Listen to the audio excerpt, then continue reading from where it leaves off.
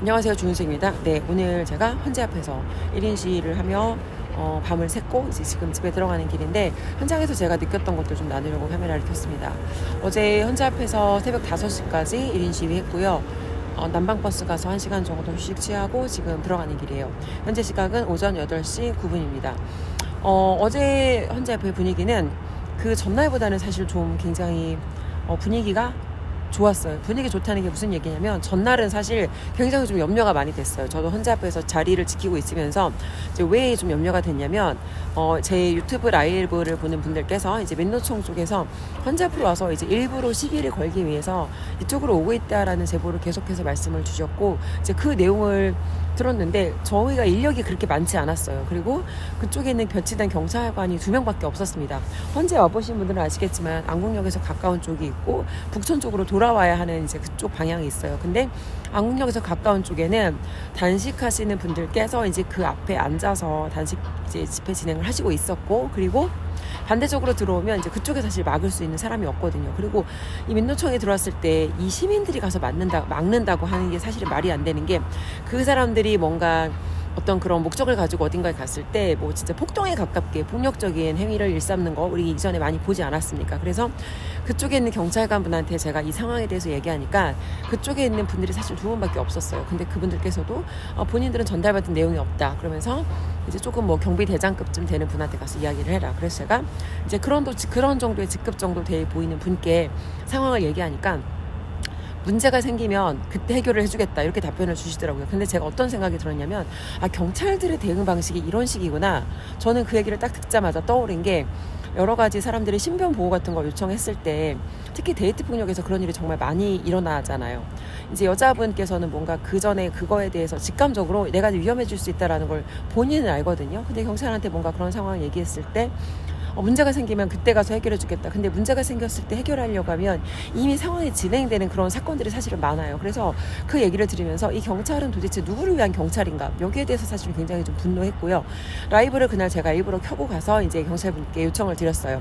그날 제 라이브를 보신 분들은 아시겠지만 굉장히 제가 공손한 어조로 요청을 드렸는데, 제가 요청드린 내용에 대해서 일단 경청하지 않으셨고 되게 대수롭지 않고 하찮다는 듯이 응대한 태도가, 굉장히 정말 이 경찰분이 시민들을 돕고자 하는 그런 의지가 보이지 않는구나라는 사실을 굉장히 좀 분노를 했습니다. 그래서 그저께는 사실 분위기가 좋지 않았기 때문에 제가 헌재 앞쪽으로 어제 방송을 하면서는 헌재 앞쪽으로 나오지 말라고 말씀을 드렸어요. 왜냐면 제가 그렇게 이야기하니까 어떤 분께서는 이제 앞뒤 상황을 모르고 왜 나오지 말라고 하냐 헌재 앞으로. 근데 이런 거예요, 여러분. 만약에 문제가 생겼을 때, 제가 그들이 뭔가 폭력적인 상황을 일으켰을 때 제가 그들과 맞서서 폭력적으로 함께 대응하고 싸우지 않을 거란 말이에요. 그러면 내가 하지 않을 일을 다른 사람한테 당신이 나와서 대신 싸우세요라고 말을 할 수는 없는 거예요. 그래서 그 전날 제가 경험한 바에 의하면 굉장히 분위기가 염려되는 부분들이 있었고, 저는 서부지법에서 우리 청년들이 정말 안타까운 일을 겪지 않았습니까? 그래서 이번에 또다시 그들이 놓는 덫에 저희가 걸리면 안 된다고 생각했고, 그들이 뭔가 그런 목적과 의도를 가지고 이쪽으로 온다고 하면 저는 최대한 어떤 그런 물리적인 충돌은 피하는 게 옳다라고 생각을 했습니다. 그래서 이제 그렇게 말씀을 드렸던 건데, 거기에 대해서 뭔가 그 앞으로 오지 그 워딩 하나만 가지고 저희가 판단할 수 없는 거거든요. 항상 하나의 어떤 단어나 문장 표현보다 중요한 건 그 상황이 일어난 문맥이 중요한데, 문맥 없이 그렇게 이제 판단을 하고 말씀을 하셔서, 일단 그런 상황에 대한 저의 개인적인 생각, 그들이 왔을 때 우리가 물리적으로 충돌해서 뭔가 이 상황이 현재 지금 정말 우리가 100번 중에 99번을 잘 싸워도 한 번의 실수로 이 상황이 역전될 수도 있어요. 특히 대통령 판결이 지금 얼마 남지 않은 이 시점에 정말 굉장히 하나하나가 다 긴장되는 그런 순간들이고, 그래서 저는 조금 더 저희가 더 신중하게 그리고 더 안전하게 시민들이 계속해서 이 싸움을 이어나가야 한다고 생각을 합니다. 그리고 어제 제가 나중에 알게 됐어요. 분위기가 그저께보다는 좀 많이 다르다라고 느꼈던 게, 시민분들이 많이 나와서 지금 굉장히 많이 이제 힘을 보태주셨고, 그리고 국힘에서 이제 의원들이 나오셨더라고요. 제가 어제 뵌 분은 윤상현 의원께서 나와서 시민분들 한 분 한 분하고 이제 직접 소통을 하시면서, 제가 유튜브 라이브 하고 있으니까 이제 라이브에 사람들이 몇 명이나 보고 있는지, 그리고 이제 뭐 유튜브는 어떻게 뭐 어떤 정도의 규모인지 그런 것들을 좀 질문을 하셨어요. 그래서 이제 이게 왜 중요하냐면, 사실 레거시 미디어에서는 이 우파 진영에서 이 정말 윤석열 대통령을 지지하는 이 대한민국의 정상화를 바라는 이 국민들, 이 애국 시민들에 대해서 정상적인 보도를 해주지 않아요. 그래서 일개 작은 개미 유튜버들이 목소리를 내지 않으면 이 정말 불과 몇백 명 정도가 시청을 하는 방송이라 할지라도 우파에서 정말 주도적으로 이 개인들이 목소리를 내지 않으면 우파에서 윤석열 대통령을 지지하는 사람들, 그리고 이 사람들이 어떻게 움직인다는 거를 보통의 사람들은 전혀 알 수 있는 방법이 없습니다. 레거시 미디어가 아직도 공영 방송이다라고 생각을 하고 이제 이런 대형 방송사가 공정하게 보도를 할 거다라고 믿는 분들이 아직도 굉장히 많습니다, 여러분. 근데 사실 여러분 제목만 봐도 알지만 얼마나 편파 보도를 그들이 많이 하고 있습니까? 정말 공영방송이란 이름이 그들한테 정말 너무 부끄러워요.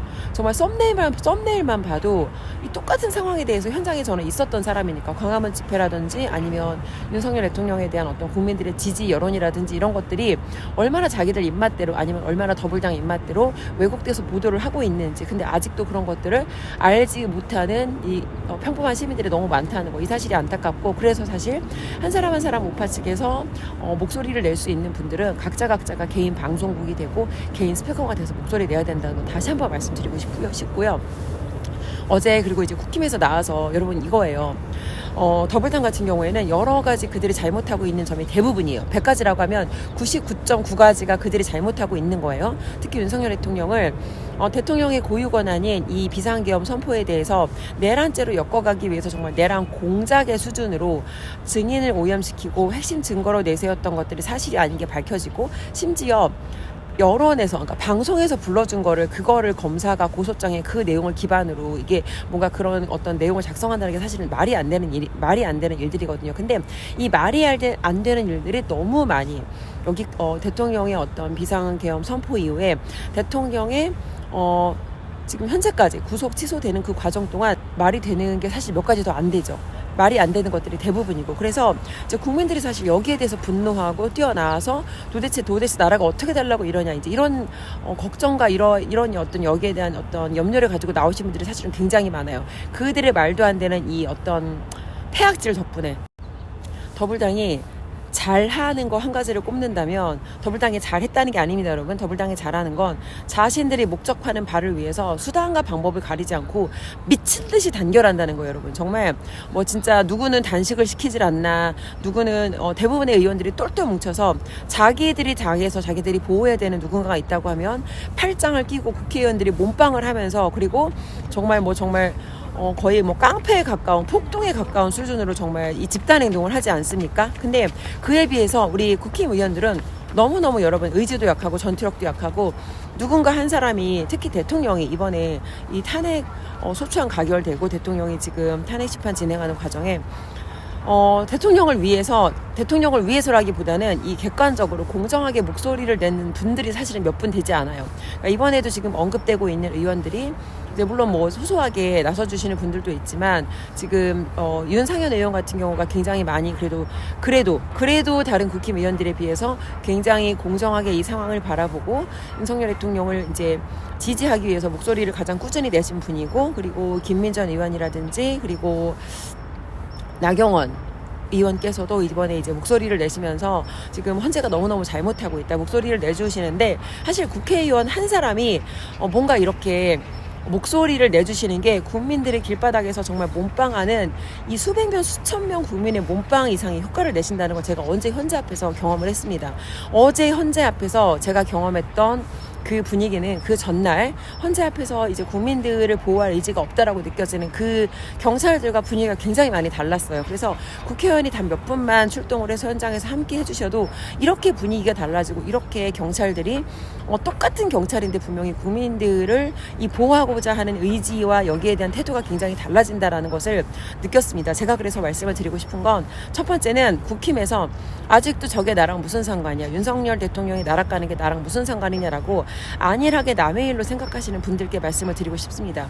지금 윤석열 대통령께서 겪고 있는 저 일이, 만약에 여러분이 지금 이 더불당의 횡포, 폐악질을 막지 못한다면 언젠가 국힘의원들을 떠나서 대한민국 국민 모두가 겪게 될 일이라는 사실을 강력하게 말씀을 드리고 싶어요. 그래서 지금 윤석열 대통령께서 겪고 있는 저 부당한 저 폐악질이 결코 윤석열 대통령 한 사람만의 문제가 아니라 윤석열 대통령을 포함한 국회의원들 그리고 한 사람 한 사람의 대한민국 국민들이 곧 겪게 될 일이다. 그래서 국회의원들은 나와서 최선을 다해서 목소리를 내주세요. 국회의원들은 국민이 뽑은, 국민이 우리들을 대변해달라고 뽑은 국민들의 일꾼이지 않습니까? 지금 나와서 저 민주당의 폐악질을 막고 대한민국 정상화를 하기 위해 목소리를 실어주실 것을 강력하게 요구드리는 바입니다. 그리고 영상을 보시고 있는 국민분들께도 당부를 드리고 싶습니다. 지금 사실 현장에서 나가보면 이 처음보다 훨씬 더 윤석열 대통령을 지지하는 국민들의 여론이 더 커지고 있다는 걸 알 수 있고, 국민들이 왜 그렇게 처음에 비상계엄 선포 시보다 윤석열 대통령을 지지하는 국민들의 여론이 많아졌는가를 보면 윤석열이라는 사람의 그 진정성을 본 거예요.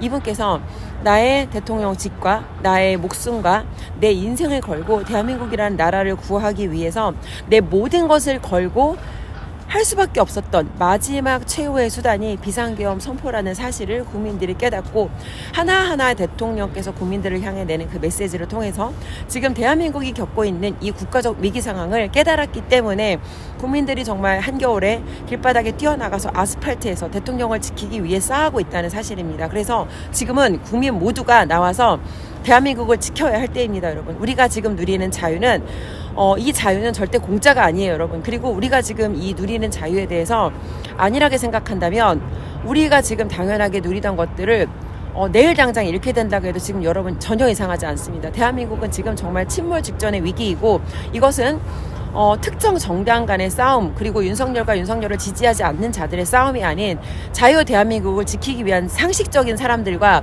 반국가 세력 간의 여러분 보이지 않는 이념 전쟁입니다. 지금은 우리가 나가서 최대한 할 수 있는 모든 순간 목소리를 내야 할 때입니다.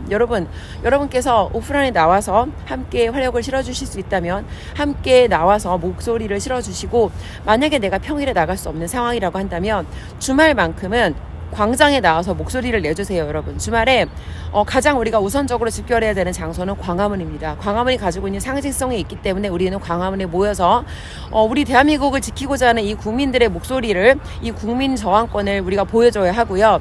만약에 여러분께서 평일에 아니면은 이제 광화문 광장에 나가기 어려운 상황이라고 하신다면 주말에는 광화문을 최우선으로 집결해 주시는 걸 부탁을 드리고, 만약에 내가 광화문에 나가기 어려운 상황이라고 하시면 여러분께서 갈 수 있는 가장 가까운 곳에 가서 목소리를 내주시기를 부탁을 드립니다. 그리고 헌재에서 판결을 하기 전까지 우리가 헌재 앞에 가서 목소리를 내야 됩니다. 국민들이 이 헌법재판관에서 어떤 판결을 하는지 법과 원칙대로 판결할 것을 강력하게 그들에게 요구를 해야 됩니다.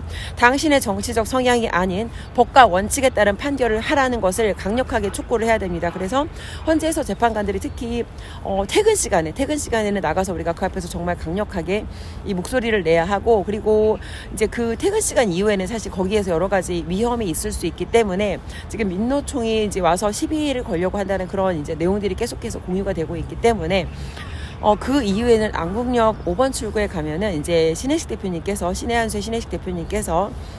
집회 장소를 마련해서 거기에서 안전하게 집회를 진행할 수 있는 곳이 있기 때문에 여러분께서 이제 헌재 재판관들 퇴근 시간 정도에는 헌재 앞에 가서 목소리를 내주시고, 그리고 그 이후에는 안국역 5번 출구에 가서 지금 거의 24시간 풀가동으로 집회 장소를 지금 철수하지 않고 계속해서 장소를 지금 지키면서 집회 진행을 하고 있습니다. 그래서 여러분께서 단 1시간을 나올 수 있다고 해도 나와서 여러분들의 목소리를 내주십시오. 지금 윤석열 대통령을 지키는 것이 자유대한민국을 지키는 일이고, 이것을 위해서 국민 한 사람 한 사람의 이 노력과 국민 한 사람 한 사람의 목소리가 너무도 소중합니다, 여러분. 그래서 오늘은 제가 이제 현재 앞에 나가서 직접 경험했던 것들 나누었고, 그리고 무엇보다도 또 중요한 것은 온라인에서 헌재 재판관들께 헌재 게시판에 자유 게시판에 가서 글을 남겨주시고, 그다음에 온라인에서 이제 악법들도 매일매일 미친 악법들이 올라오고 있기 때문에 여기 악법에 대해서도 반대를 해주시고, 그리고 레거시 미디어에서 말도 안 되는 이제 가짜 뉴스들을 계속해서 공급하고 있습니다.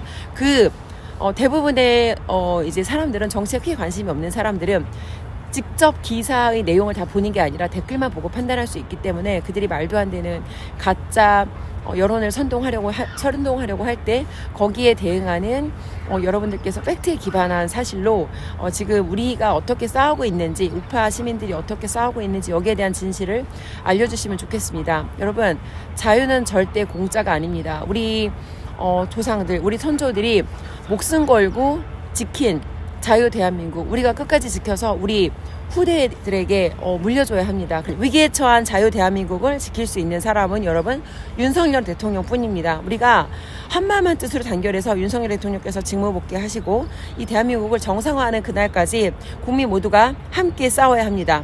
우리가 지금 누리는 자유는 절대 공짜가 아닙니다. 여러분 끝까지 여러분과 함께 싸우겠습니다. 자유 대한민국 파이팅!